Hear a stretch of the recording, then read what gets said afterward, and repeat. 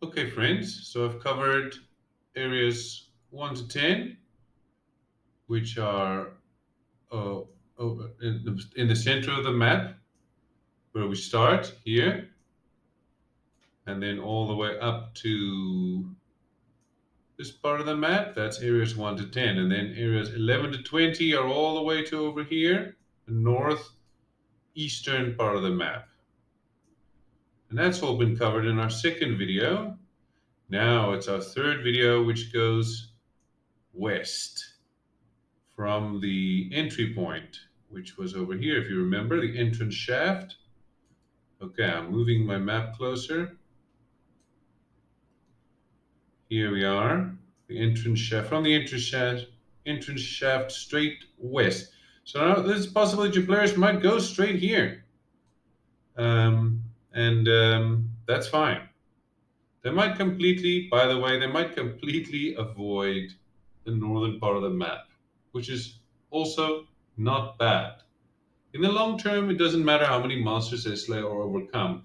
If they progress to level 2 in a smart way, then they should be rewarded. They can still level up. They shouldn't have to worry about XP so much.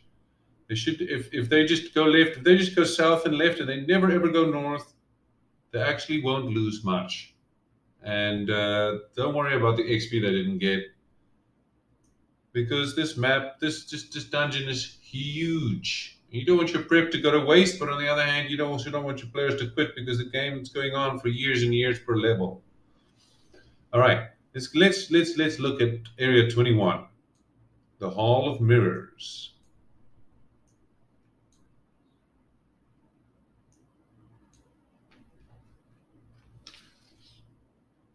Niches, each 3 feet deep, line the north and south walls. Mounted on the back wall, inside each one is a large oval glass mirror in a heavy stone frame, 16 mirrors in all. The blackened end of a burnt out torch lies on the floor in the middle of the corridor. 5 of the 16 mirrors are magical and radiate auras of illusion magic, while in the area of a detect magic spell. When a humanoid passes between the 2 westernmost mirrors, a shadowy duplicate of that creature emerges from each of those mirrors. These duplicates are hostile toward all creatures except each other. A duplicate reduced to 0 hit points or targeted by a dispel magic spell vanishes in a wisp of inky smoke. Otherwise, each duplicate disappears after 1 minute. The duplicate uses the shadow statistics with these changes. The duplicates are unaligned constructs similar in size to the creature that spawned them. Each duplicate's hit points stay the same regardless of the original creature's size. You can't create undead shadows. 3 other mirrors, your choice, are empty frames containing illusory glass that has no substance. These false mirrors conceal small shells that are carved into the walls behind them. Casting Dispel Magic on one of these mirrors ends the illusion and reveals the hidden shelf beyond. 2 of the shelves are bare. The third holds a bronze mask molded to resemble Halaster's visage, 50 gold pieces. This is the special mask that allows them to enter Area 27, which we'll get to later. Okay, then we have to Area 22, Empty Room. Up here. This is a good place to rest. A few burnt torch stubs and discarded potion bottles suggest that adventurers stop here from time to time, perhaps to rest. The room is otherwise empty. So yeah, if your players have just finished areas 1 to 20, they might want to have a rest. And this is a good place for a short or long rest. Okay, now, Area 23, Worg's Eye Watch Post.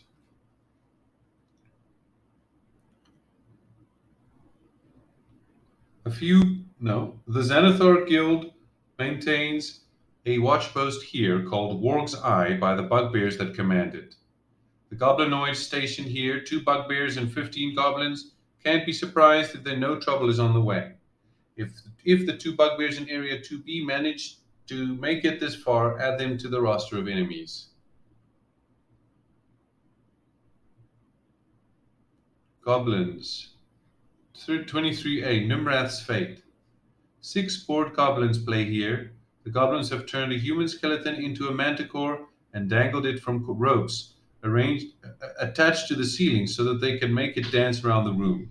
The goblins chant, Nimrath, Nimrath, Nimrath, as it bobs about. 2 halves of a cloven wooden shield lie in the room's northwest corner.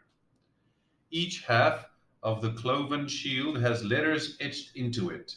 One half reads Nimmer, the other reads Aeth. The goblins fearfully obey the bugbears in Area 23B. If their leaders are killed, the goblins flee to Area 28 by ways of areas 24 and 25. That means 28. Oh, 28 is far away. 28 is all the way down here to this western part, the southeastern part of the map. So they flee really far away. Okay, continuing. Held together with moldy string, the yellowed skeleton is all that remains of Nimrath, the human adventurer who perished in Undermountain over a century ago. 23B.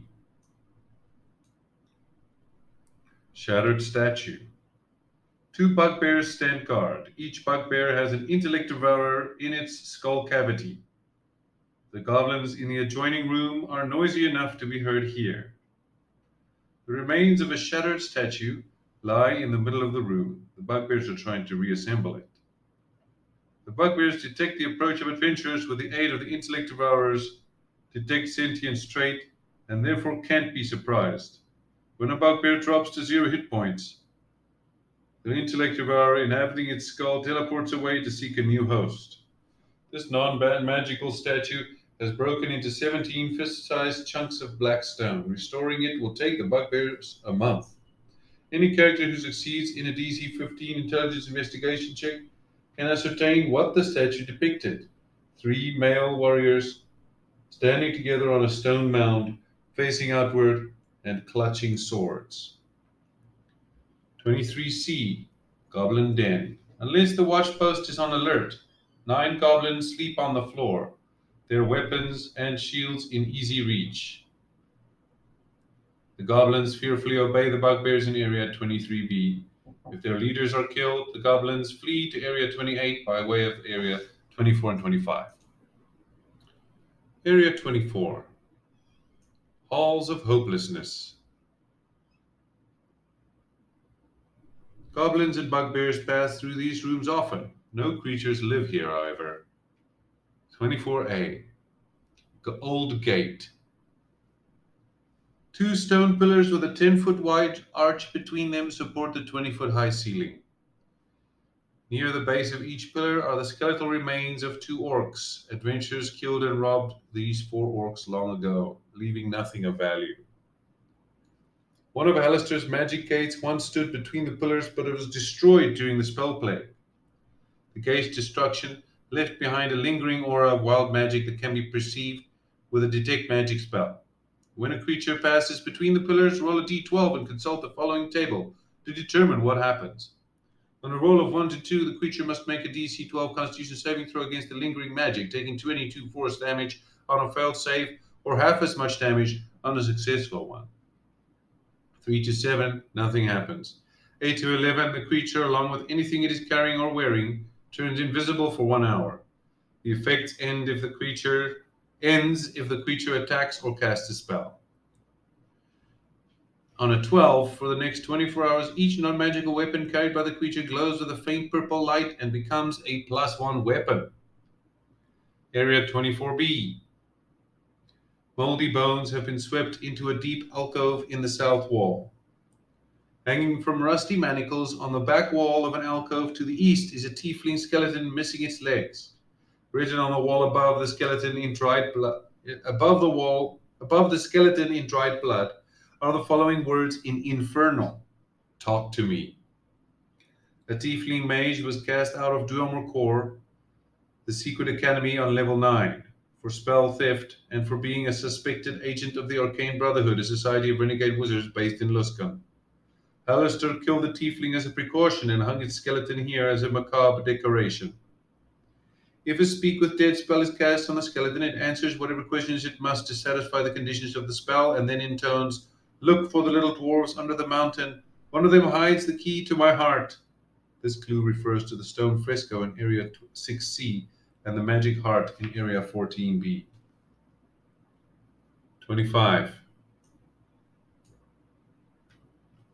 Excavation site. Goblins in league with the Xanathar Guild dug a tunnel that connects a dead-end hallway, Area 25A, with a partially collapsed hall, Area 25B. 25A, Dead Goblin. A dead goblin lies on the floor. A bugbear caved in its skull for falling asleep on the job. 3 pickaxes and 2 shovels rest atop piles of rubble at the mouth of the 5-foot wide, 5-foot high tunnel that meanders through collapsed stone. 25B is a headless statue. Half buried in stone debris at the north end of this partially collapsed hall is a headless statue of a nude woman. Characters who take time to clear the rubble find the statue's head, which resembles the head of a cobra with its fangs bared. Area 26. Hall of Many Candles. These are clean tunnels. These tunnels are 10 feet high with flat ceilings. They're swept clean on a regular basis by the gelatinous cube that characters first encounter in Area 26C. Halaster has also placed a gate to level 10 here. See Area 26D. Hall of Many Candles. The hall is brightly lit by flickering tallow candles that float in shallow niches along the walls. The candles produce heat but no smoke. Clean hall. The corridor is conspicuously free of dust and debris. Each of the 25 niches contains 2 lit candles. Although wax runs down the sides of the candles, it never drips off them onto the niche, nor do the candles ever seem to be diminished or consumed. A dispel magic cast on any candle causes all the candles to extinguish, then fall to the floor and break upon impact.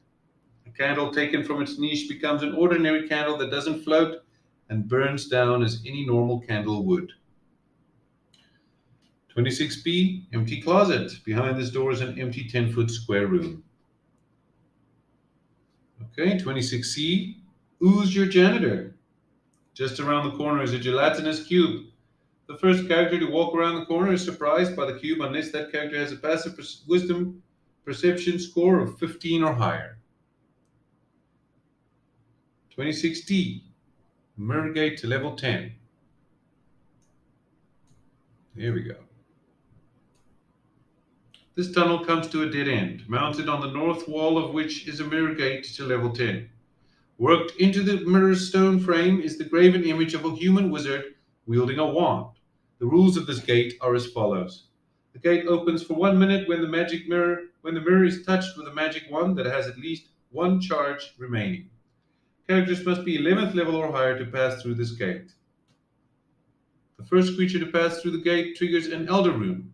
A creature that passes through the gate appears in Area 8 on level 10, in the closest unoccupied space next to the identical gate located there.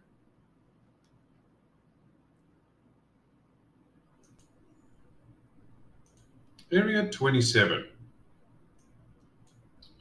Hidden Demiplane. In the companion, we read the following. It's your top priority to steer the party towards this area, as it puts a face on the infamous Mad Mage. If the players miss the bronze mask, and it seems they have no intention of searching for it, considering waiving the requirement. To further entice your players, reshape the alcove into a sunken archway and describe it as what appears to be a portal frame. Etched into the frame is "Come hither" in common. Once they enter the portal, read the following. The world itself shrinks to a gloomy realm and stretches on in cold stone pastures for as far as the eye can see. Upon a freestanding wood wall hangs a portrait of a wizard whose eyes shine with madness, and below sits the same man, reading a tome in a high backed chair.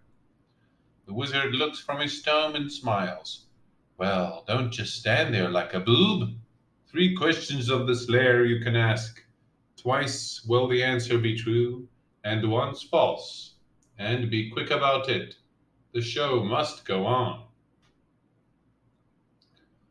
First impressions matter. This is a defining moment for your campaign as it determines who the Mad Mage is to your players. The tone you strike now will be what sticks with them forever. After 3 questions have been answered, you may want Halaster to stick around for a bit or eject them from the demiplane with a brutally simple gesture that demonstrates his power, such as snapping his fingers or merely saying, "See you." The adventurers then awaken on their backs outside the demiplane in Area 27.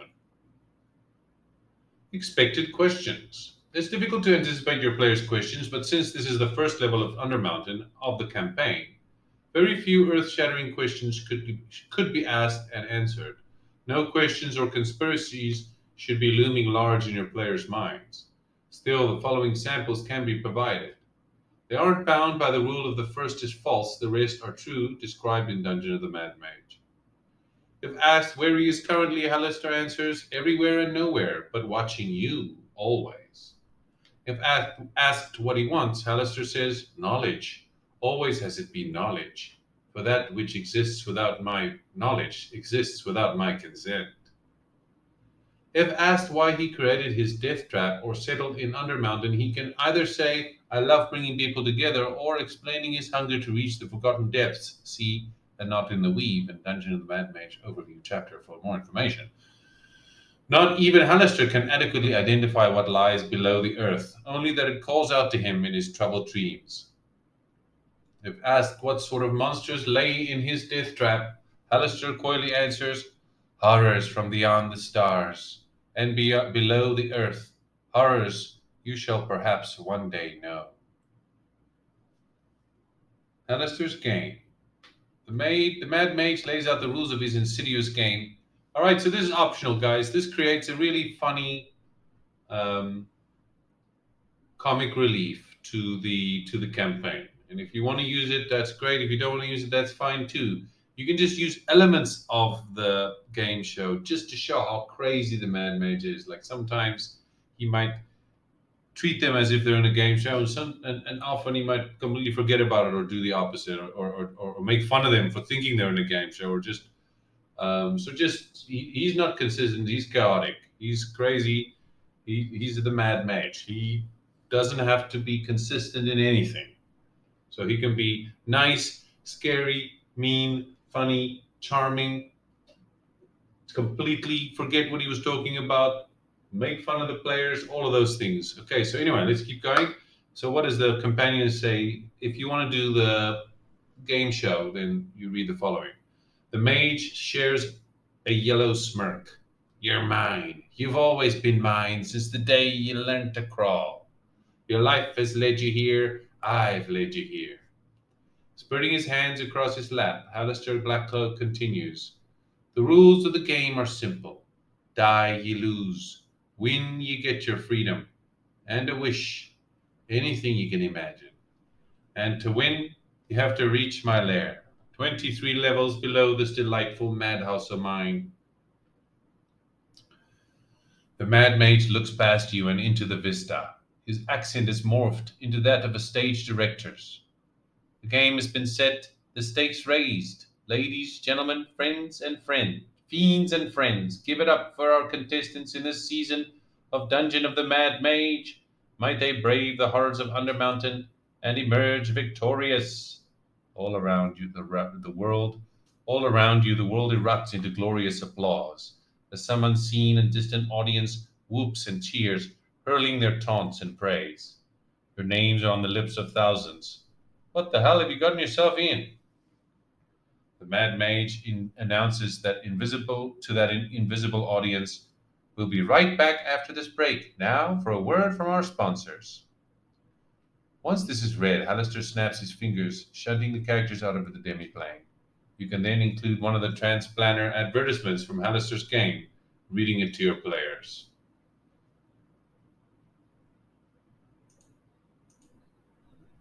Okay, now I'll read what the module has to say about it. Carved into the back wall of this alcove is a shallow niche containing a bas-relief sculpture of a nude, heavy-set man playing a harp. Lying on the floor of the alcove is a broken half of a 10-foot pole. Close inspection of the bas-relief reveals the following inscription carved into the harp in common. Gaze upon me with bronzed visage, and secrets shall I reveal. A detect magic spell reveals a strong aura of conjuration magic in the alcove.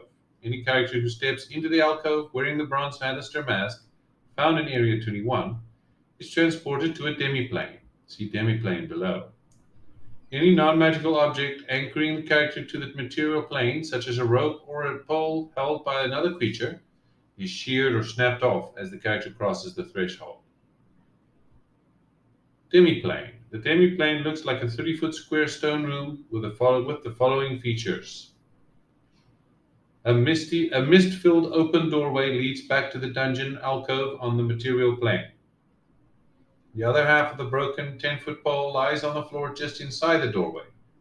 Hanging upside down on one wall is a tall wood-framed painting of Halaster Blackcloak. Seated in a high-backed oak chair in front of the painting is a simulacrum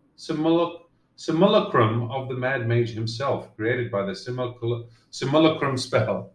When it meets a character for the first time, Halaster's simulacrum says, "Well, don't just stand there like a boob. Ask me 3 questions about Undermountain. 2 of my answers will be true, and 1 will be false." The simulacrum knows everything that Halaster knows and makes good on its offer, answering the character's first question with a lie and the second and third questions with the truth. After answering 3 questions, it turns to slush and is destroyed. The simulacrum won't provide any additional information and can't leave the demiplane. All right, that's just from the module. Remember what the companion said. The demiplane remains even after the simulacrum is destroyed. Removing the Halaster mask does not affect the demiplane. By tossing the mask through the misty doorway, a character inside the demiplane can enable others to use it to enter from the material plane. All right, Area 28. Crick Snack Watchpost. The Xanathar Guild maintains a watchpost here called Grigsnack by the bugbears that commanded.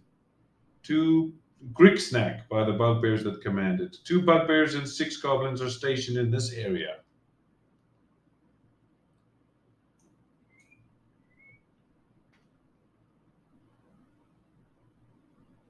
Two bugbears stand guard in this empty room.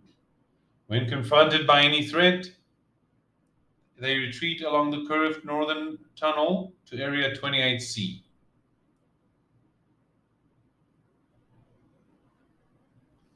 Which is over here. Let's go find it. Oh, here. Anyway, they retreat to 28C. 28C, gather reinforcements and make their stand in Area 28B, which is over here. Okay, Obelisk of the Eye, that's 28B. In the north end of this room stands a 14-foot tall granite obelisk with a lidless eye carved near its top on the south-facing side. The bottom half of the obelisk is covered with dirty, bloody handprints. Wide alcoves surround the obelisk to the west, north, and east. They contain a dozen goblin beds made of bundled rugs and torn fabric. The beds have nothing of value. A detect magic spell reveals a faint aura of divination magic surrounding the obelisk, and the goblinoids believe incorrectly that Xanathar can see through the obelisk's eye to keep watch on them. The first character to touch the obelisk with a bare hand receives the following telepathic message in common.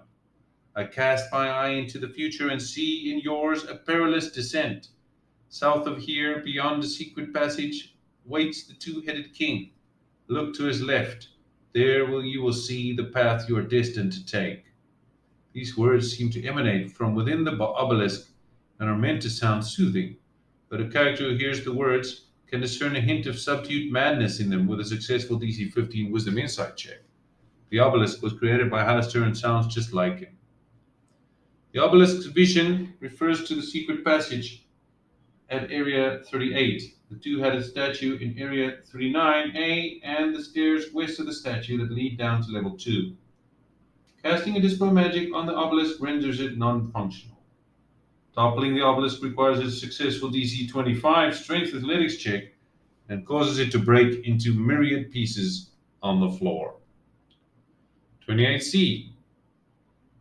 Unless they are led elsewhere, 6 goblins cower behind broken halves of a stone table tipped on its side. They peer around the table's edges with their bows aimed at the rough-hewn tunnel leading eastwards.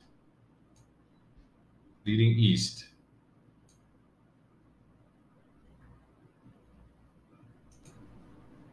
Lying on the floor between the goblins and the tunnel are 2 dead goblins, one headless, and a dead Grig, riddled with goblin arrows.